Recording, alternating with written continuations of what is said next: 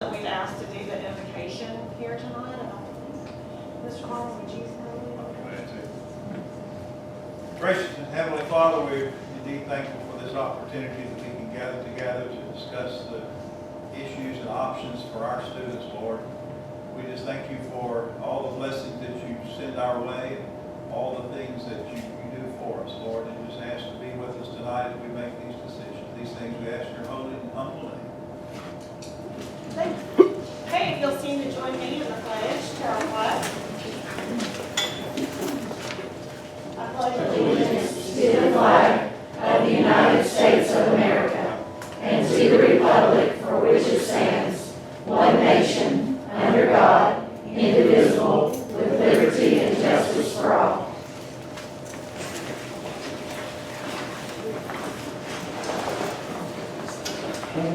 Okay, first we have our presentations and recognitions, and if Cindy, yep.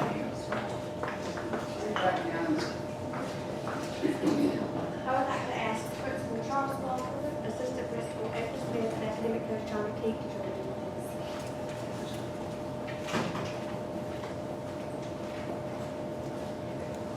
Mountain View Elementary School was ranked among the top 5% of Title I schools in Georgia this past year for their CCMP school. And so, on behalf of the state, we're going to give us a flag.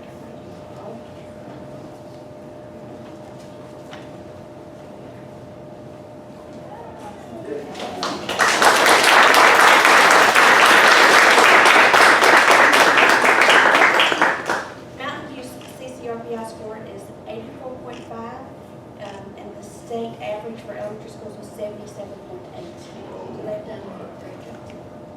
We're very happy.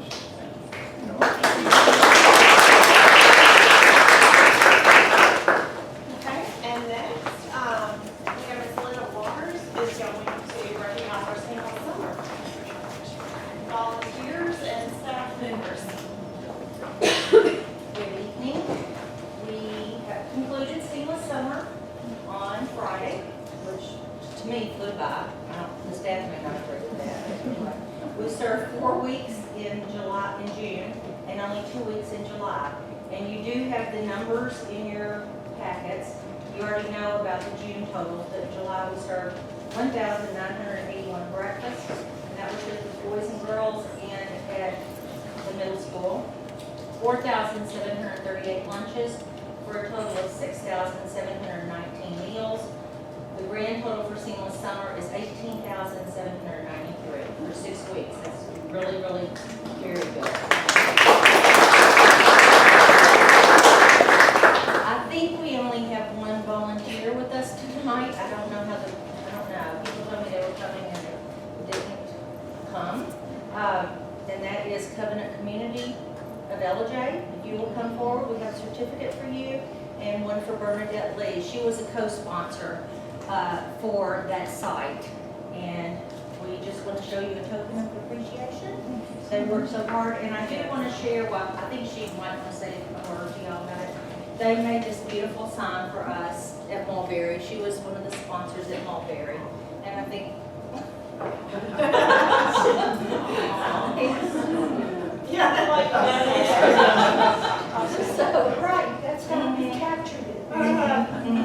But anyway, I thought it was excellent. okay, so do you want to say something about the program? You don't have to. I'd love to. Okay. So, several weeks ago, just when this program was starting, we have 6 small groups that come in the community, and we said we really need to do something more to get involved in our community. And since there's 6 weeks of Seamless Summer, and we had 6 small groups, we thought this would be great. Each small group would sort of take on hosting the week.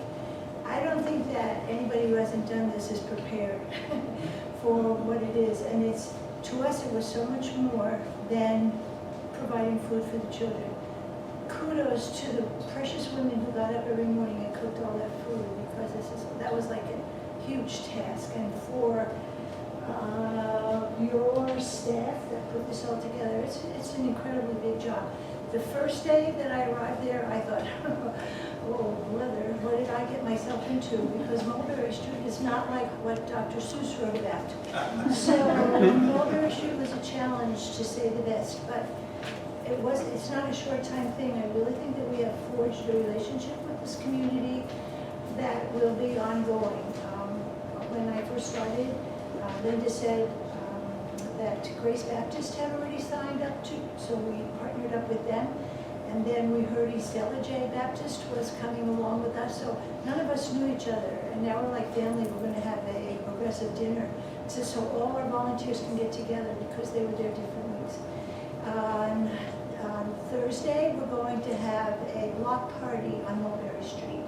And all of the churches have chipped in, and we are buying vouchers at the thrift store so that the people can go there and get whatever they need for their families and to get their children ready to go back to school. East J is going to start English language lesson classes for the moms to teach them English. And the other, we are on the lookout now for children who will need help with tutoring. So it's just the beginning of an ongoing relationship. So thank you for the opportunity to serve and to get to know these children. It was great. See how much we depend on our community. The other programs that are not here, but were volunteers for different sites, are Grace Baptist, that was one that helped to sponsor Mulberry, the Boys and Girls Club, First United Methodist, Gilmer County Health Department, and the Orchard Church. And we've talked about those before and what all they've done for those areas that they work for. I do have staff here tonight that I want to recognize that without them, and they have worked so hard this summer, they've given up their summers, which is why most people work for school nutrition, because they want their summers off. But they have worked tirelessly, and I knew that I could trust them to get it all done. First is Becky Patterson. She was the manager of the program. She is the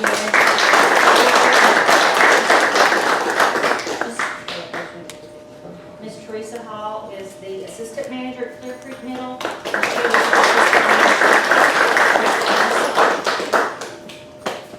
Patricia Welch is here. She works at Mountain View during the school year, and of course she helped us almost every day with Seamless Summer. Also a Clear Creek. Yes, and Ann Westlake is now a member of Clear Creek. And we also had Karen Pinson and Adelma Cecilia, which I will get their certificates to them. So I thank you very much for the opportunity, and these ladies have worked so hard, and it's all but two of them, so they'll show. And they did not want to come tonight, but I said, y'all got to. I said, you can go early, right after I read it. Yes. Thank you.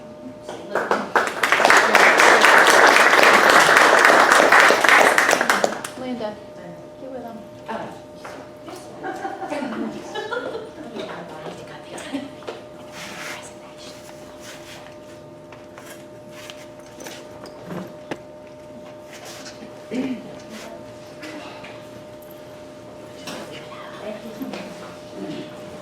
Linda, how does this compare to last year's numbers as far as meals served, 18,000 something versus?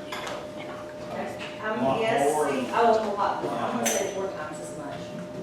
We have, having the Boys and Girls Club really helped a lot, because that was 100 breakfast every day and lunches. So that really helped, and Mulberry was up, because they all have just gradual interest in the numbers. Tower Road is consistently 100, 125. So, The Mulberry raised the bar, huh? yes, they did. They did. But they got involved in the community, and they see what they could. Yes, they did. Thank you.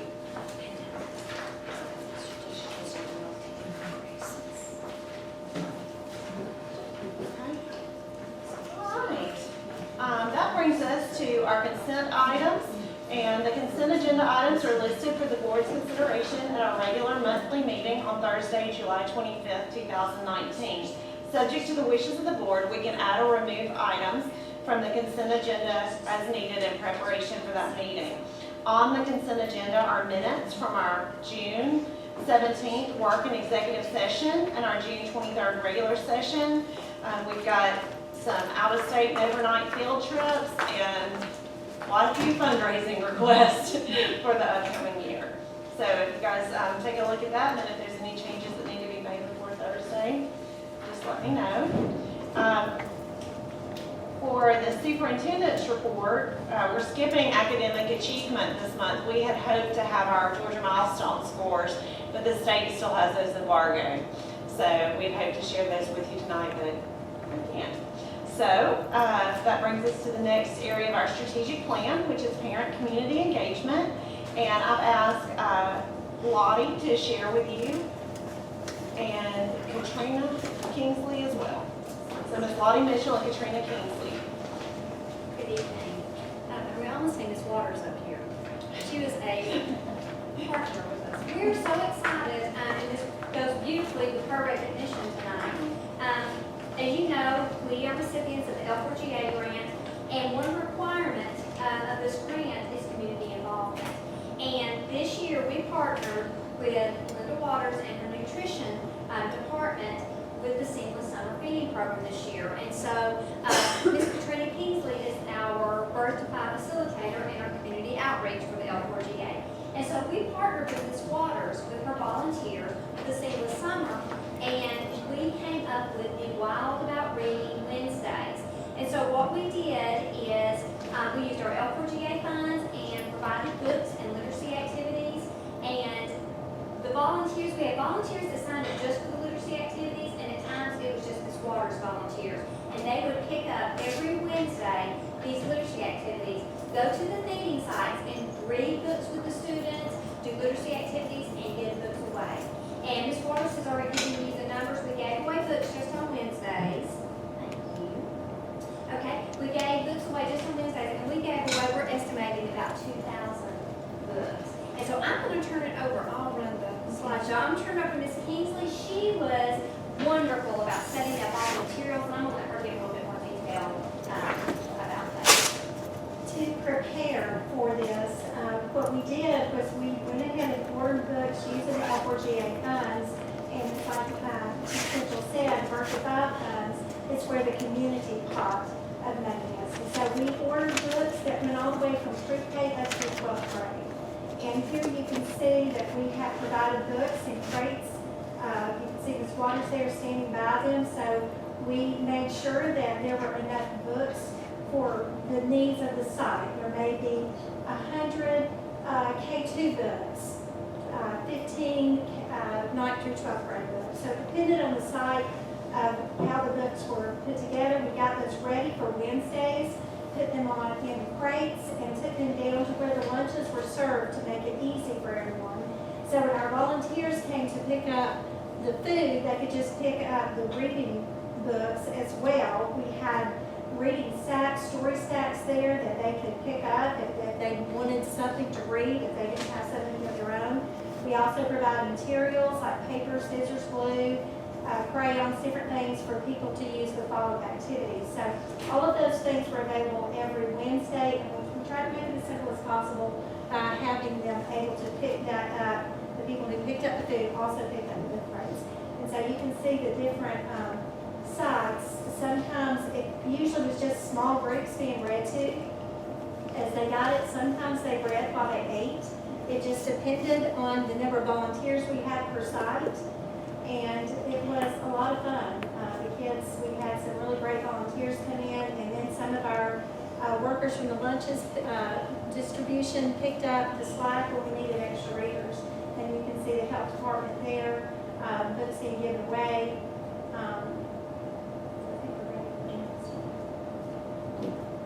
We also partnered with the library to see what we could do to encourage summer reading. So we met with Keith Lee, who was head of the library, and decided that we would support their summer reading program, and it was a spectacular summer.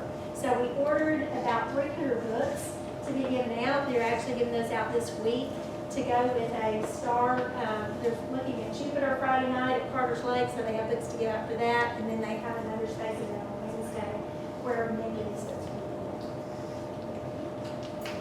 Thank you.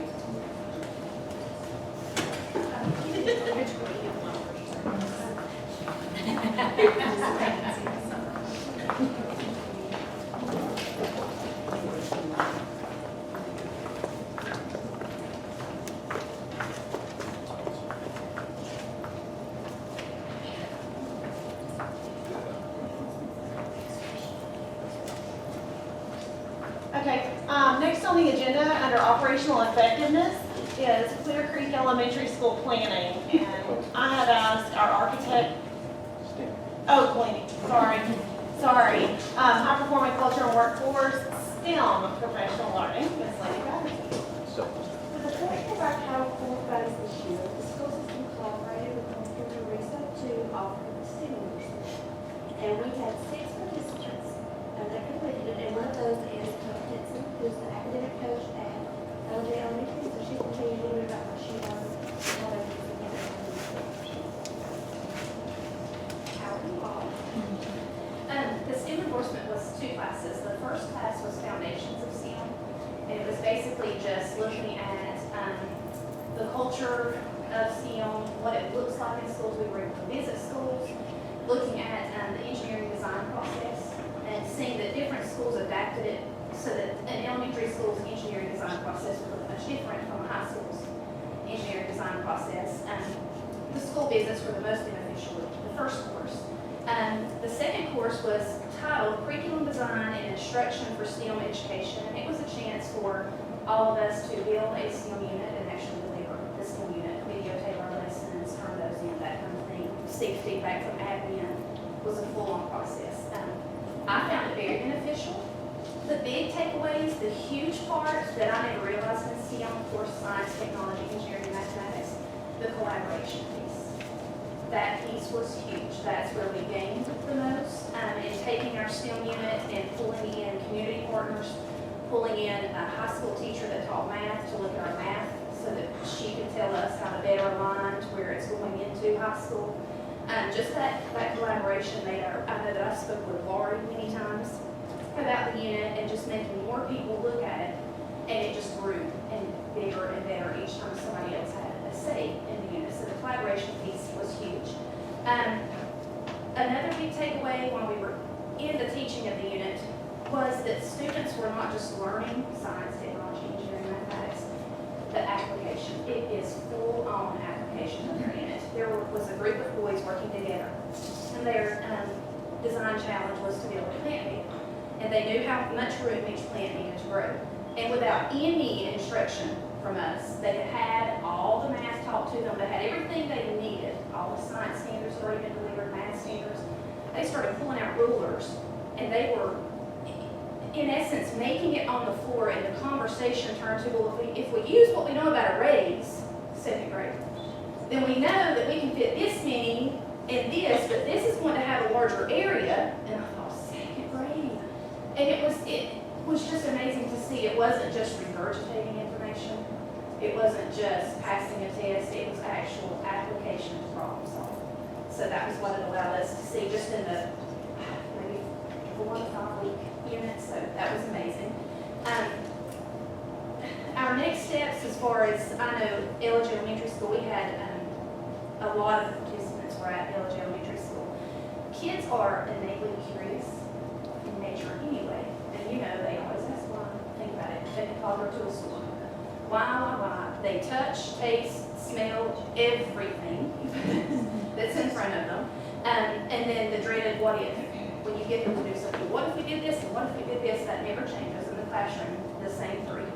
They touch, taste, smell everything. I think even if they're in high school, you probably can see that. So it's still there. So STEM allows us to just go into that curiosity. It's just a way to tap into that. It's already there for them. It just builds on that. So we can use STEM to feed that curiosity, but yet in a structured environment. And with that, you're going to build their problem solving where there's multiple possibilities, not just where you're trying to get all the students to the same one. You're going to build it's going to promote drawing conclusions, making connections, discovering deeper meanings with what they're already learning about, just tapping into what they're already curious about. I did research how many STEM jobs went unfilled in 2018 alone. The Smithsonian Science Ed Center projected that it was 2.4 million STEM jobs unfilled. And I thought, as a school and public school systems, it's our job to prepare these kids for the future. And if we have 2.4 million jobs unfilled, I'd say we're missing a lot somewhere. So it was nice to be able to pull that piece in and hopefully start promoting it even further. Thank you. Now, We have asked our architect, Mr. Doug Rowe, and also Alan Mooney from Charles Black Construction Company to come today to share with you an update on the planning process for Clear Creek Elementary School. Good evening, everybody. Thank you for having us. I want to pass out some plans. I did not do a PowerPoint. I thought it was a tactile plan for everybody to look at and talk about. It might be more effective. Yes,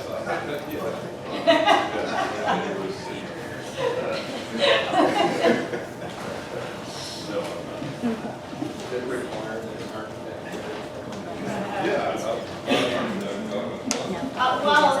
While they're cleaning this out, I will say that we went on a little trip to visit a school that was similar to the compact design that the board members looked at our retreat back in March. And Stephanie Grant and Jessica Chastain went and really gave some good ideas, insights, and changes to the basic structures there. We like doing tours because it's not, we don't hear what people like, we actually hear what they don't like, which is helpful too. This does not work for these reasons. What's that? So it's, I'm not saying that happened then, but it's very helpful. So the first two sheets that you're looking at here is we have gone a step farther, maybe 4 or 5 steps farther with the site in positioning the building. When we talked, and it's been a few months ago at a work session, there was a desire to take advantage of the higher ground on this beautiful piece of property. So I'm going to tell you what you're looking at. When you follow that green line, that is the 1595 contour. That is the hill rising to 1595 above sea level. That's about the place that we want to set the school so that it relates well to the school drive, Clear Creek Drive, and also Yukon Road. The green shows you that's the hill that we're going to be cutting. So we're going to basically tabletop this hill, use that dirt to fill to make more flat area. But the best thing about this is we're going to sit the school on cut earth. We're not going to sit it on fill. We're going to sit it on earth that has been cut down, that's been compacted by nature for billions of years. So we're going to try to alleviate any kind of differential settlement issues that might occur if we get over a fill situation. The second page is a grading plan, and it just gives you a better idea of what we're dealing with. We're cutting down a couple of knolls that get up as high as about 1625. So we're going to have some small 25 to 35 foot cuts, and then we're going to have some other cuts that are going to take us back down to this 1595 level. Again, I think in the end, we're going to maximize flat area. We're going to take full advantage of the view.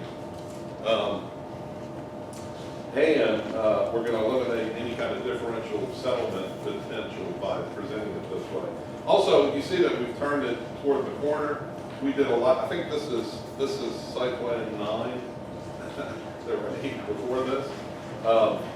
We've looked at it facing Yukon. We've looked at it facing Clear Creek Road. And working with the administration, we've all come up with this being the best solution. It's going to present itself very nicely, but it also helps us to make some of these drives work better as well and access work better. All right. Any questions about site or grade? You'll see that and we're going to turn to the floor plan in a page, but you see that we're also allowing for future extension. We can add 8 more classrooms on in the future. We're going to design the core elements of the school to be able to handle that expansion.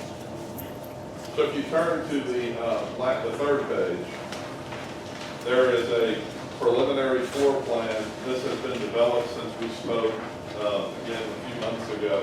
This is being developed with input from the school system, as Dr. Downs just said.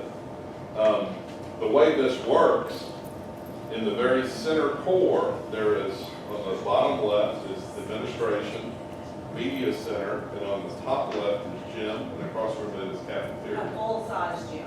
Full-size gym and a cafeteria with a stage as well. That is the core of the school, and then we have wings going each way out from there. Wings are designed so that they can start to segregate kindergarten and first grade and second grade into these little pod areas. Circulation is such that, and you go back to the site plan, you'll see it, parents can drop off in the front, buses can drop off in the back, but everything is kind of central core to circulation-wise to get back and forth. This represents 42 instructional units, which the Department of Education says will handle 650 students, full-time enrollment. And it equates to about 83,000 square feet. Now, one more thing I want to show you, and these are samples, these are other projects. But these are some of the things that we've looked at that I think the administration and some of the faculty that's working with us like some of these components. On the exterior, we're looking at possibly doing a little bit of stone, very limited amount because stone is not cheap, but at the entry, just to give it a little accent. Canopies are similar to what you're looking at in these pictures.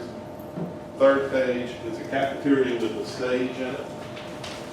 And you see some of the type of decorative elements we want to propose. They're all very, they're not expensive decorations, but they add the color and the changes in plane add to the design. There's a couple of pictures showing what these 4 classroom corners can look like, where these 4 diagonal chamfer corners come together with the skylight and classroom wings. And I tell you the advantage of that, there's 2 pages of that. Not only does it allow you to bring daylight into these classrooms, but it also, and Dr. Downs can even talk a little bit to this, it allows teachers to kind of monitor what's going on in the classroom near them.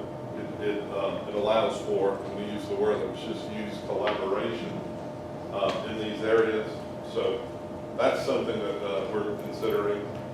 And then just general design of the interior. We've got a few pictures just showing some of the ideas that we're thinking about. There's a couple of pictures in here that are purple and gold. I know y'all are purple. You probably wouldn't use the gold. But anyway, you see some of the design elements, and these are really just ideas right now, but I think these are some of the more positive, I think we had good feedback from some of these photographs. Any questions? I'll speak briefly to schedule. We're here today to make sure everybody feels good about what we're putting down on paper and moving forward. Our goal is to finish before the end of the year and be able to look right at the beginning of 2020 to bid this project and early 2020 start construction. And that would allow for a fall 2021 occupancy in the school. Yeah, and get it done before construction costs continue to rise. Yeah. Any questions, any comments? Where is this? That's a bunch of different schools. That particular one is Mossy Creek in White County, but these are different schools. The second page is actually in Denton County. They're all over the place. The blue We is like that Banks. awning, Mr. Farmer, and that being our desire for instance, we understand these, the awning, all right. Banks County, this is Hiram Elementary School, the purple and gold. So they're just a collection of, we were kind of going through touring schools and looking at photographs and seeing what elements. I like it. So often schools are very drab, same thing. Yeah. That yellow color, and Yeah. whatever, and at least we need to build modern new schools. And I'm glad to hear that because I think the same, been a long time since I've been in elementary school. Well, you need that color. I know, we wanted. That's two, it's school year 2021, yes. So it's school year 21, 22. So it's really school year 20. No. I know. Come on, stay my time. He said it's. Yes, sir, we're considering a bus canopy over the rear, and then a more limited canopy on the front, so parents drop off and pick up. Yes, sir. Keeping the bus and the cars separate. And everything. Huh. All right. Anything you want to add? It's a good sized school, but it's all compact. I mean. It is a compact school. Yeah, you got the wings and so you've got 10 classrooms on each wing, approximately from this section and eight over there.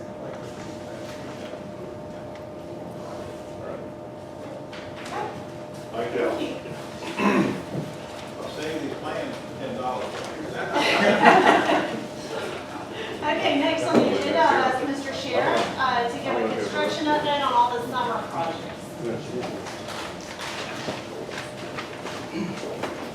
Also, starting pretty proud. They're 2021, next fall, we'll be ready. They're good, but I think 21, 14 months after this one. Not less. They're getting excited, really next year. But Charles Black is amazing. They're incredible. Okay, so I'll try to go through all of these very quickly. Mountain View, Clear Creek Middle School additions, 6 classrooms each. They both passed inspections we talked about back in June 6th. CLA has been granted, rooms are occupied. Charles Black is doing the touch list now.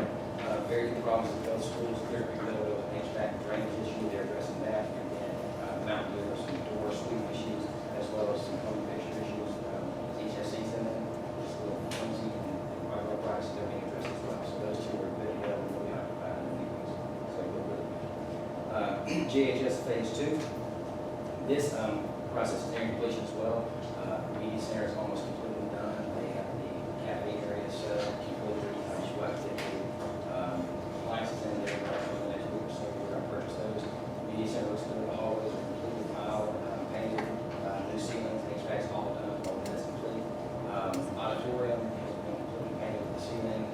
Recondition parts, the HVAC in there, as well as new carpet. That's complete. Seating is lead item, sitting up, be ready for the schools. It is coming. So that's pretty well done as well. I'm sure, the stairwells, they also complete stairwells today, so all the stairwells have new treads as well, going up and getting painted, so that's all. So they will actually have their fire marshal come in, this Friday, 26th. They already passed the 80% completion inspection, so after this Friday, they anticipate no delays. Hopefully get the CO on Friday, come back, hold it next month. So we'll look at that and ready to go. Everything except the seating will be ready to go. So that's all. Bathrooms. Oh, restrooms will be done as well. Wow. Yes, sir. I was there last week and it was like, okay, maybe they'll get this done. Completely tiled, petitions are up. The only thing we're lacking in the restroom right now, do see when new paint, are the electric dividers, and those are being installed. So, all of that. Just from Thursday to today. It's amazing. It's amazing what they get, what they got done over the weekend. The biggest thing they have to do, because between now and Friday, is cleaning. Cleaning is, you'll see some of that after they do a bunch of And it really has been a contrast to the areas that we're not redoing at the high school. And so we've asked ABM to come in and like, there's some faculty restrooms that kind of on the back hall that just look nasty when they're right beside brand new, clean new floor, clean tile and all that. So we've asked them to do a super clean of the old pieces that we're not using. Which also- It definitely is a sharp contrast. Which also makes us a phase 3D, because once you get the hallways looking like they do, Yeah. and then you look at a classroom. Yeah. Maybe my son is going to get seen, so they need classrooms, I said, okay, that'll be next summer. That's what I spend all the time. It's going to help somebody eventually, not you. So, anyway, so Clear Creek Elementary School, you just heard from the architect and the CM. That plan is on schedule. Dr. Dale's going to address in a few minutes the capital outlay reimbursement. That has been, the application has been submitted. We've already heard back from the state preliminary part, which will be signed by Dr. Dale and the chairman of the board. then we'll submit that officially to the state. We don't anticipate any problems with that either. Move forward with that.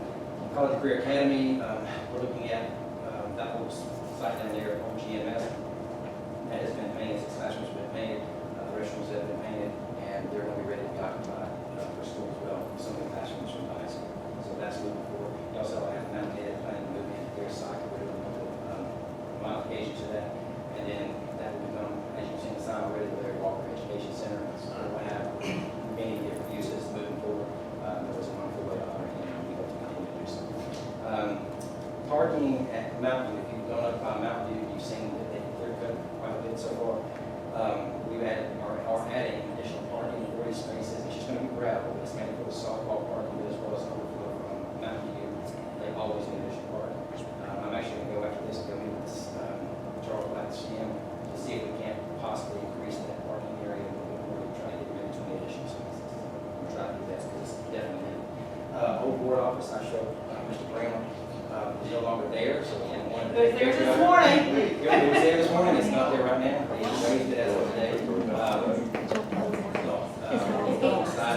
They assured me by the end of this Friday.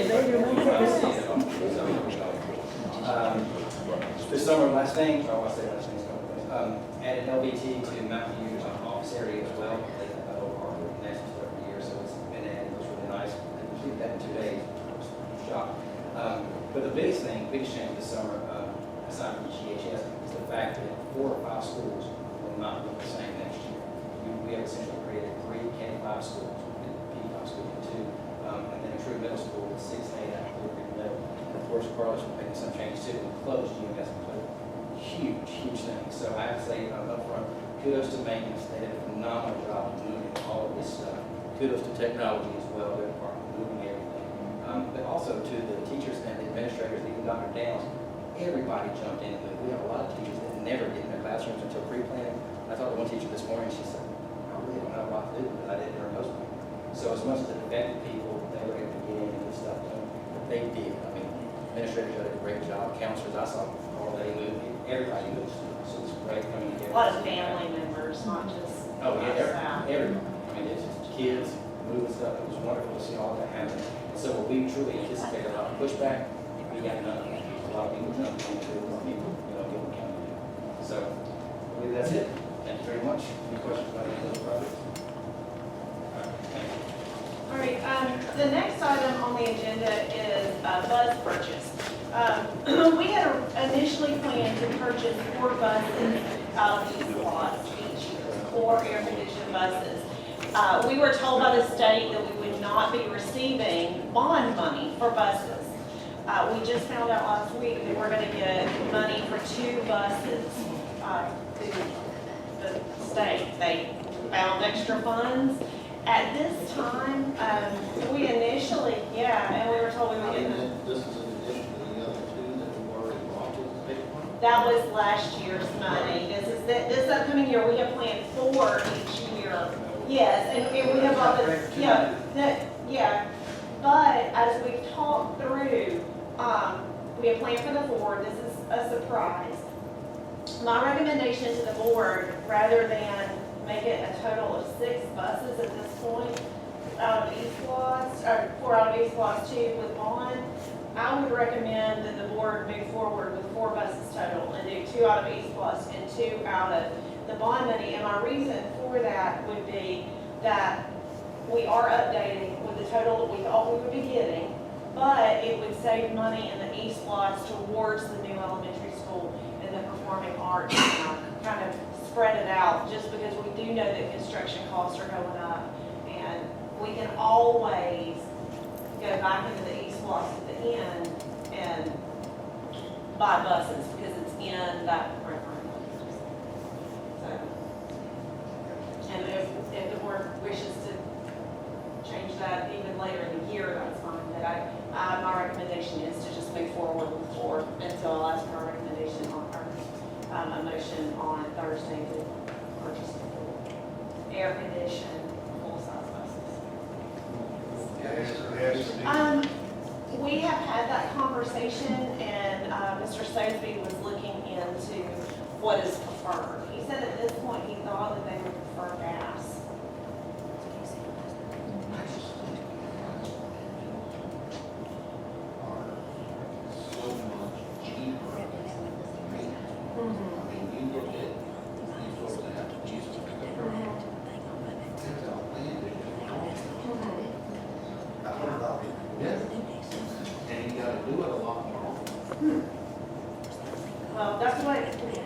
The last conversation was that we'd be leaning toward forecast.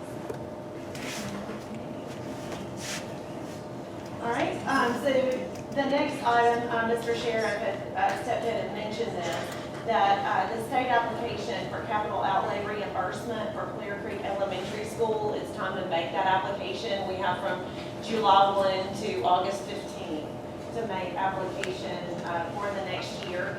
So I will recommend a motion on Thursday to approve that application so that we can send it in and get that ball rolling. This is what we've been waiting on to start this elementary school still to make application for that.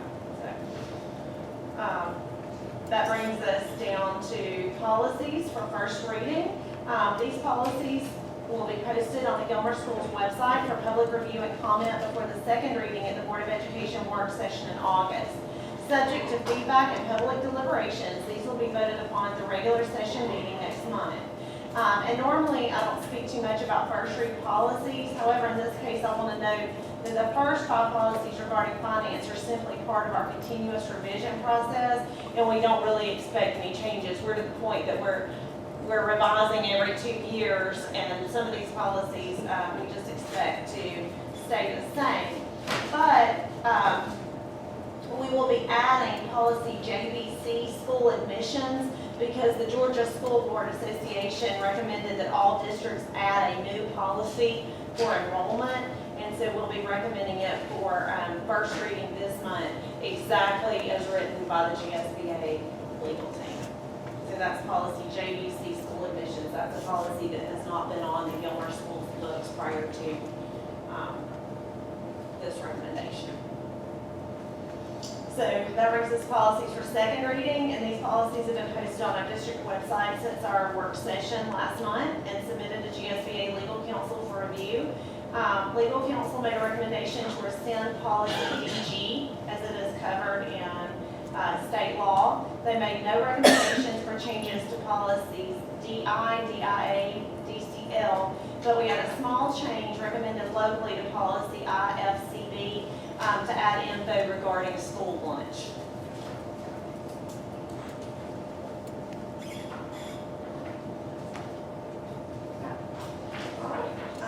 That brings us down to fiscal accountability. There's some purchasing policy expenditures. None of these need board approval. They are simply there for your information. They are exempt by policy.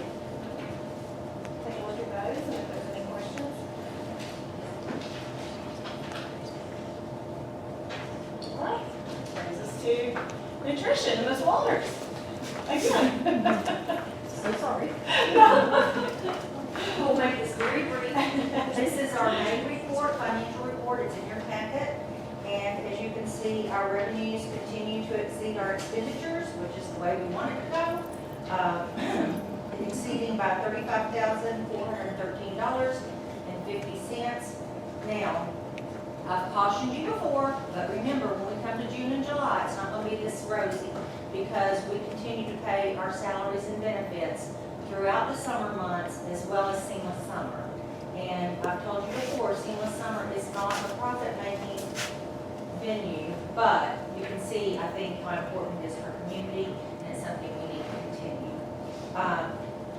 The increase in net worth is inventory, which is positive because that means we'll spend less on groceries, and we spent less on groceries during Seamless Summer, and that will be the case for the first of the school year. 2 very positive things, Mr. Farmer, listen up. We have salad bars at all the schools, including the high school. Wonderful. Like make your own, not Make your own. prepackaged Yes, not the salads. toxins. Every school. Every school. And at the high school, we are adding a new feature that is going to be create your own sub sandwich. And we're going to offer a variety of sub sandwiches on freshly made bread that we will proof, raise, and bake. And they will have the toppings like that are at Subway. And the kids will be able to pick up their sandwiches, go down, it's on the same line as a salad bar, and create their own subs. So I anticipate this really helping to increase participation at the high school. And Carla told me if I do salad bar, she will eat with us, so. I did. We're gonna When have- they had it, it was so good, because they had all kind of variety of things, and I'm thinking, We wow, will this I time. don't like this and this, but I love this and that. Exactly, it only makes sense, and so Good. we are. So, new things to come. Thank you. Thank you. Okay, it is budget time. And our school system has started the process for village adoption on the 2019 tax digest. The Gilmer County Tax Assessor's Office completed the valuation of the 2019 tax digest. And Teresa Gooch, Gilmer Tax Chief Appraiser, met with us on July 11th to sign off on the tax digest disputed values.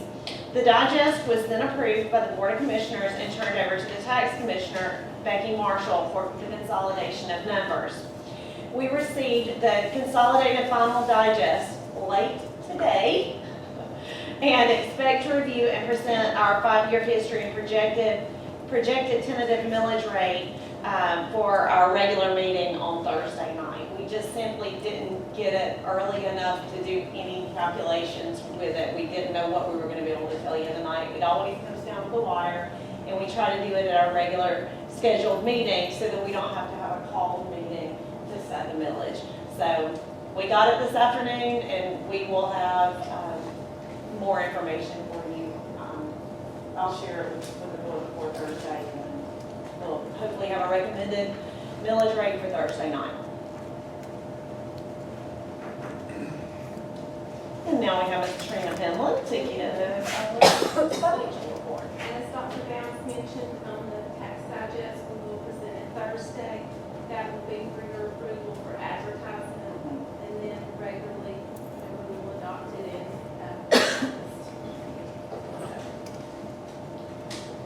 We have the May financial report, and that is 11 months or 91.66% of the year complete.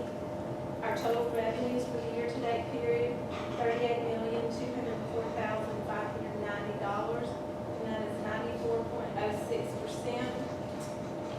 Our local tax revenues for the year-to-date period are $17,888,000, and that's 97.64% of the budgeted amount.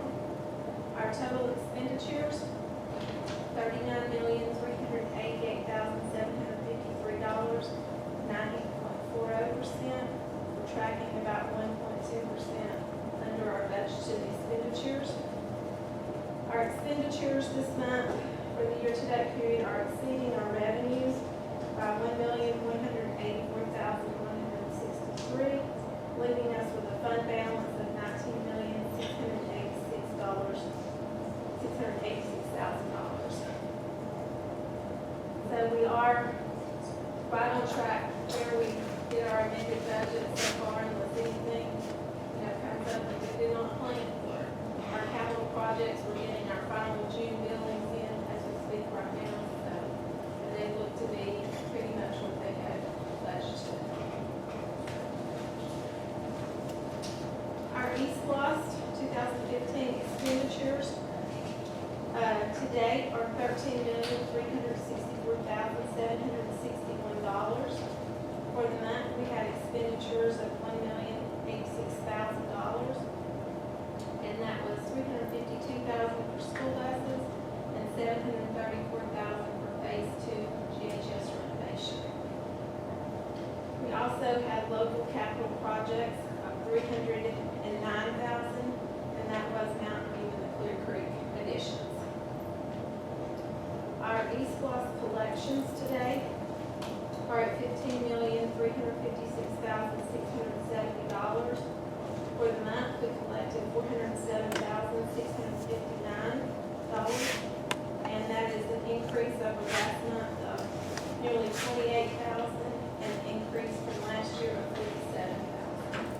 Again, this month was over $400,000, which is a very good mark for us. And we're winding down the year, and we'll have a preliminary June report here in next month. Any questions? Thank you. Okay, I have a few announcements. I think Mr. Alcala wanted to make a comment as well. The board traditionally does a bus tour of facilities during pre-planning. I would like to suggest that we schedule that for August 6th. That is the day before school starts at 5:30. So that the board members who work have time to get here and get on the bus and go look at the new construction projects that we have, that we discussed earlier. Yeah. Please plan on that. And also, the district breakfast will kick off pre-planning at 7:30 a.m. on August 1st. And so, if any board members are interested in attending, that will not be a regular meeting of the board. It would simply be attending as a board meeting member. So if you'd like to attend that, it'll be at LJ Elementary, 7:30 on August 1st. I'll encourage you, I'm not gonna be here till I'll be in Alaska, but I encourage Board you to go. You know, I'm sure I has to. But it's always a great experience just to be there with all the staff and see the year kicked off, so. It really is. And, Like 2 years I missed it. What was the last year? I don't know, you gotta go take a vacation. Somewhere. Just know that we are finalizing plans right now for transportation, and I am so excited at how beneficial I think our new transportation plan will be. We are working very closely with Samantha in transportation for scheduling, to have the buses at the elementary schools very early. We're excited that each elementary will have a very small number of buses that's dedicated to that building, and they will be able to have a relationship with the administration rather than 40. I think Ms. Pierce and I were talking earlier today, instead of 40 buses pulling through those schools to go to other schools, you will have seven buses that are assigned to our school. And so that will allow the bus drivers that serve that school to build positive relationships with the students and with the administration. So, and it will allow our students to get home at a much more reasonable time than what has been experienced over the last few years.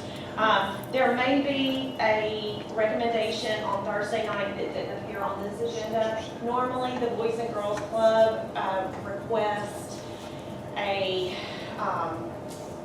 request that our board provide transportation, and they give us a form to sign and ask for a motion from the board. They have a new director, and I was told by Jan Day, who's been our previous director, that I should have received that already, and that she'll make sure that I get that by Thursday.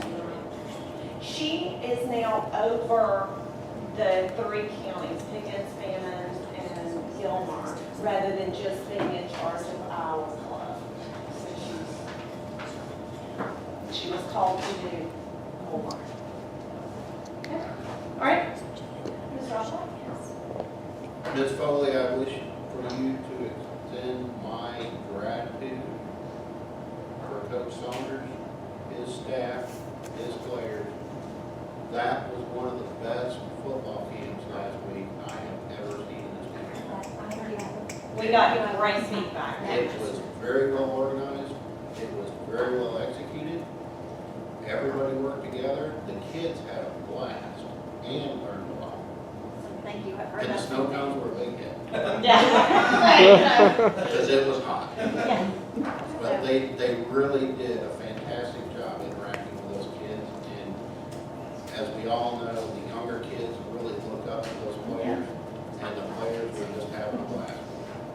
So please pass along my thanks as a parent, because I had a child in it, but as a community also. I have heard nothing but positive about that camp. Okay, I recommend a motion, public participation as the final agenda item at board work sessions. It's the intent of the board to allow input solely on agenda items from those in attendance. All presentations to the board to be brief and intended for the board to hear comments or concerns without taking action. All other time limits and topic restrictions remain in effect. Is there anyone here for public participation? Okay, Okay, hearing no one, I recommend a motion to enter executive session to discuss personnel, real estate, and litigation. Do we have a motion? Second. All for? All No action afterwards.